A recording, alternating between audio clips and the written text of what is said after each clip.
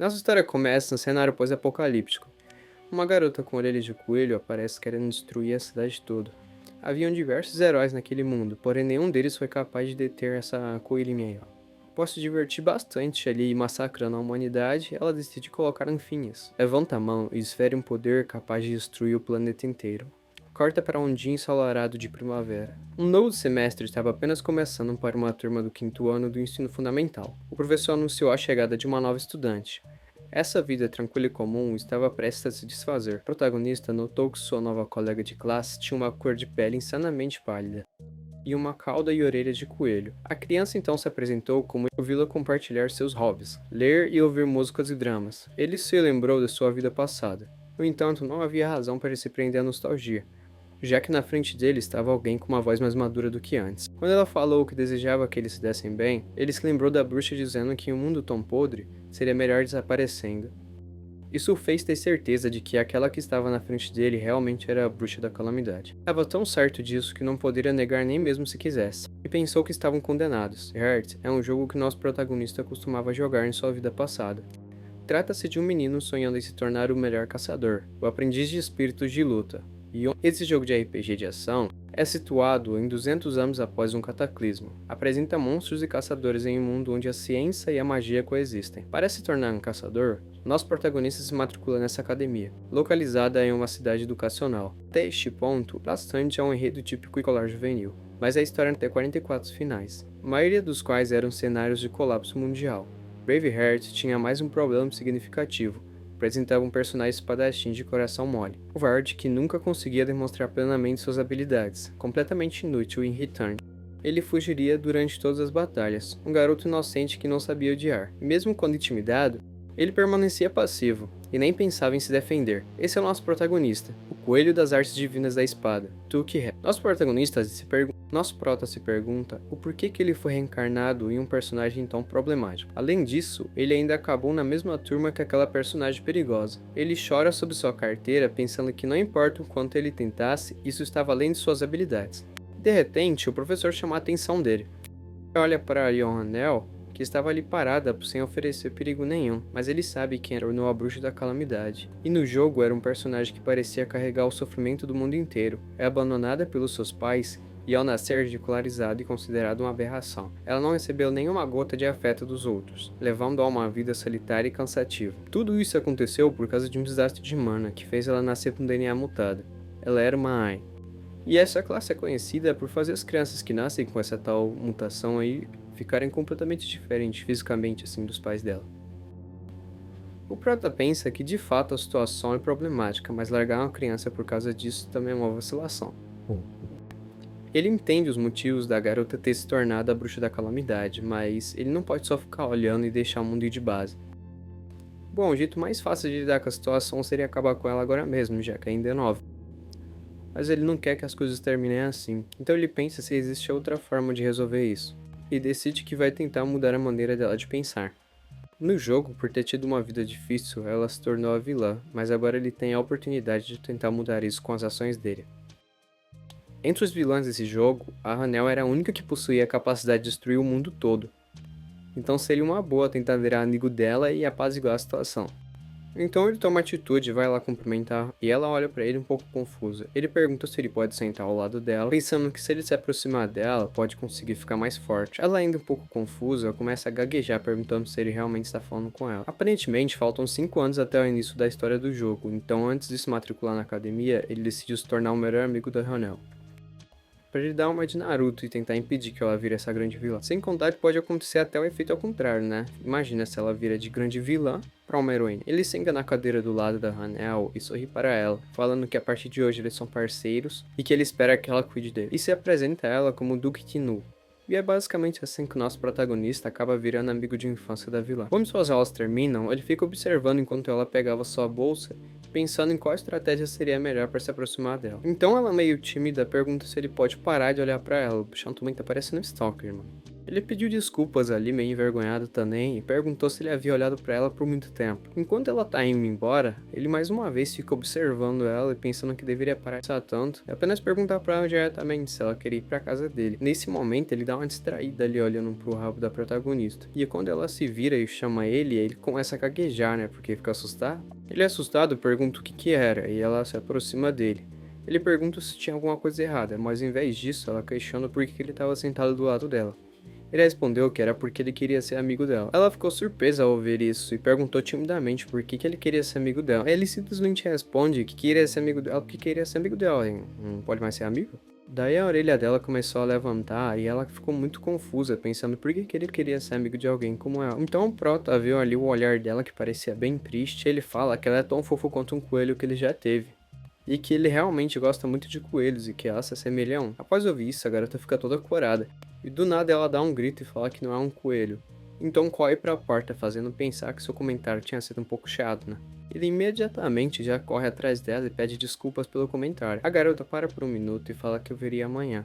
Então correu embora, deixando-o aliviado por ela não estar brava com ele. Na volta pra casa, o Prota fica desacreditando que ele realmente entrou dentro do jogo. Afinal, cadê aquela janela de status já manjada nos manhwas? Ele dá uma olhada ali ao redor pra não passar vergonha e decide tentar invocar essa janela de status. E ela levanta ali a mão no meio da rua mesmo, já chamando ela. E realmente ela aparece, olha lá, toda bonitinha. O Prota dá uma averiguada ali pra ver o que ele tem de interessante. E pelos status não tá nada mal, hein? O moleque tem valor. E ele fica pensando, oxe, como que eu era vítima de bullying e tem essas habilidades todas? Mas tudo isso aí já ficou no passado. E ele tá convicto de que dessa vez a vida dele vai ser melhor. Quando ele chega em casa, já é cumprimentado pela sua mãe que pergunta como foi na escola, e o garoto já vai correndo abraçar ela, que fica preocupada pela relação do garoto e pergunta o que foi. O Prota fala que não foi nada e que só tá agradecido por ela estar ali. A coroa dele fala que entendeu, mas que se aconteceu algo, ele deve contar pra ela, e fala pra ele tomar banho enquanto ela vai preparar um lanche pra ele ir pra o cursinho de esgrima. E o Prota já toma o caminho do banho, dizendo que agora ele não precisa mais se preocupar com aquela vida passada e que vai focar nessa nova vida. E agora uma das suas prioridades é aprender uma técnica de espada que represente a família prestigiosa dele. E ele já vai ali dar carinho no seu coelho lá, que ele falou que parecia com a mina. Ao chegar na academia, ele percebe que tem pouca gente lá e até pensa que chegou um pouco cedo. E essa academia de treinamento de esgrima opera em várias cidades diferentes, tá ligado? Tipo uma Smart Esgrima. E aparentemente todo mundo ali tá dando uma olhada pra uma pessoa em específico. E quando o protagonista olha, percebe que não é nada mais nada menos que a Don Seo, que é tipo uma celebridade ali do campo da esgrima. Ela é 2 anos mais velha que o nosso protagonista e é uma prodígio promissora da sua família. No jogo ela começa como uma aluna da academia Gel Gang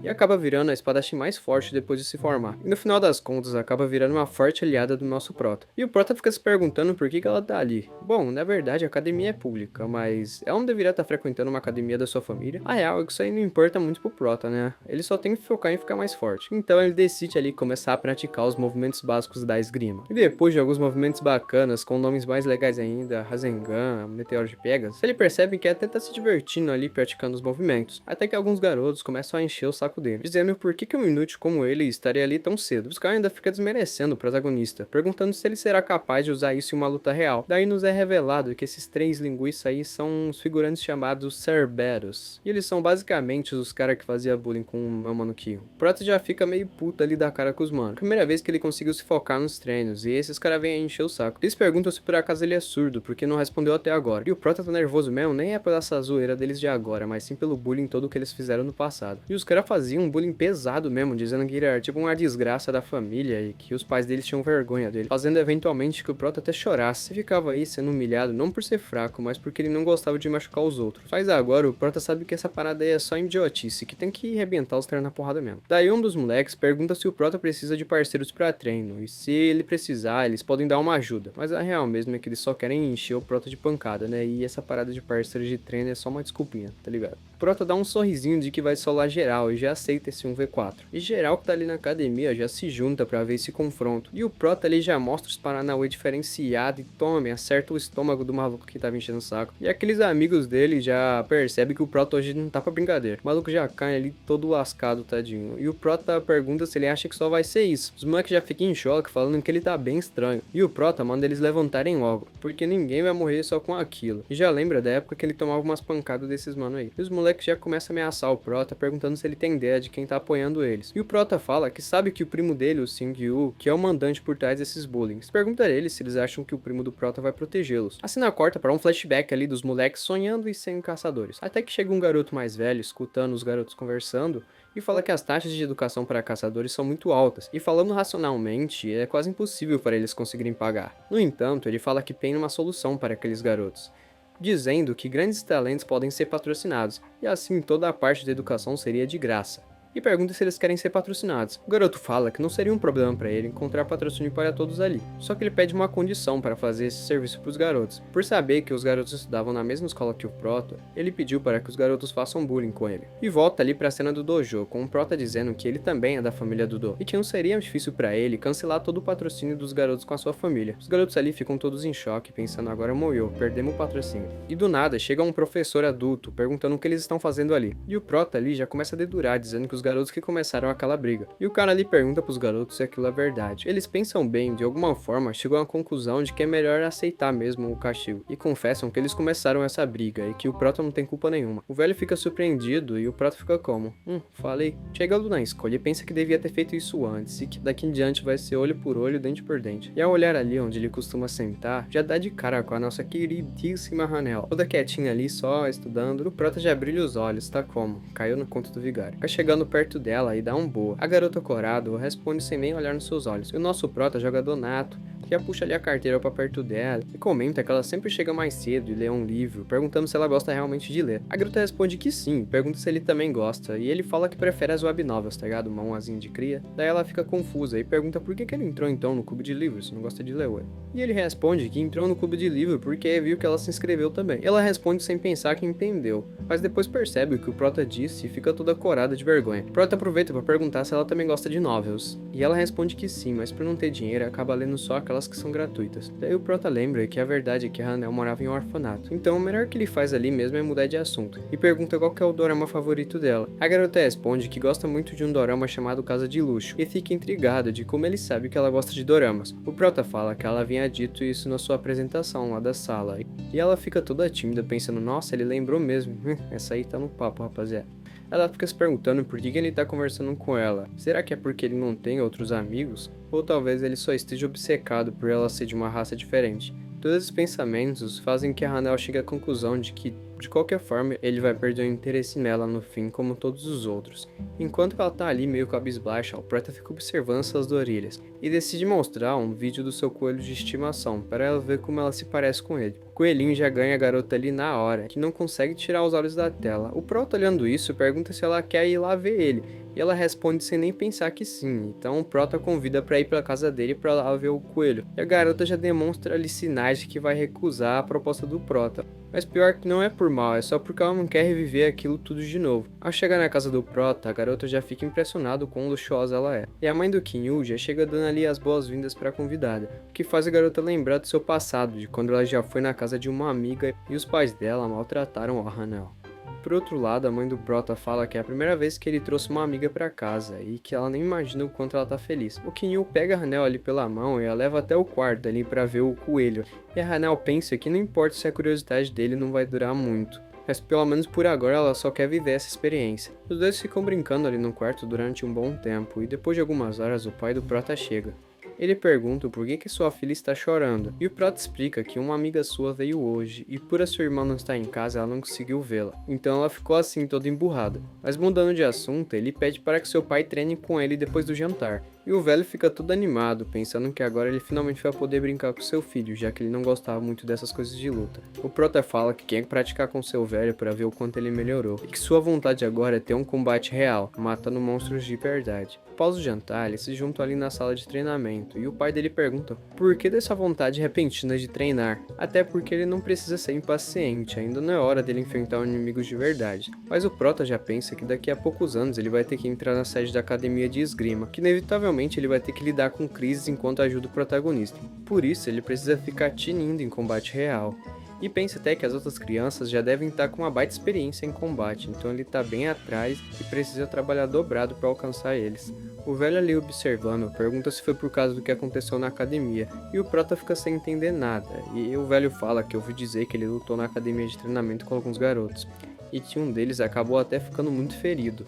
O pai do Prota questiona ele por ter dito que não fez nada de errado mesmo escondendo essa história. Prota percebe que seu pai está mais interessado em saber a verdade do que realmente dar uma bronca nele, e começa a falar umas frasezinhas de efeito, como nunca lutará sem motivo e desde sempre aprendeu que a esgrima divina da família Dou é para proteger pessoas e não machucá-las. Mas antes de proteger as pessoas por aí, ele devia conseguir pelo menos se proteger, e foi exatamente isso que ele fez com aqueles garotos na academia. O garoto dá um grito dizendo que não quer ficar pronto só para se defender, mas também defender as outras pessoas, e para isso ele precisa enfrentar alguns monstros reais.